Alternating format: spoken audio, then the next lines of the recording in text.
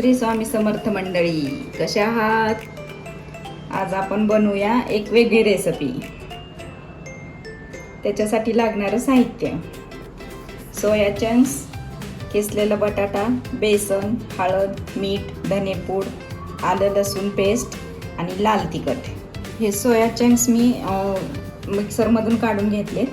सोया गरम पाण्यात भिजवून घेतलेला आहे. 5 मिनटं गरम पाण्यात टाकला आणि मग हा असा पिळून घेतला. बटाट्याचं साल्ट काढून बटाटा असा खिसून घ्यायचा.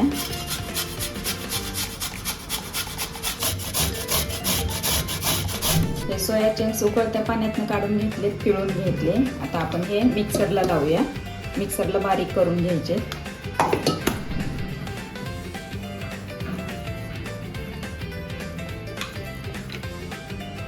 हे असे बारीक वाटून घ्यायचे.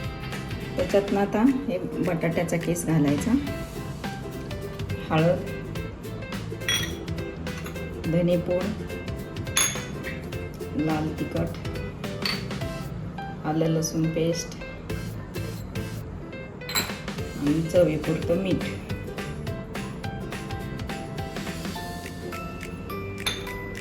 आणि बेसन. हे सर्व मिक्स करून घ्यायचं. त्याचा गोळा बनवून घ्यायचा. हे असं छान मळून घ्यायचं. म्हणजे छोटे छोटे आता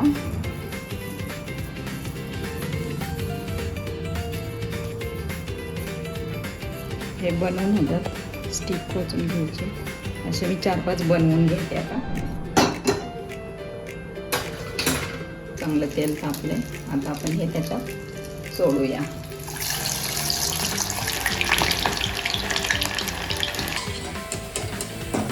हे आपलं छान सोनेरी कलर झाला आहे. ह्याचा तळ बऱ्यापैकी म्हणजे तळलंच आहे.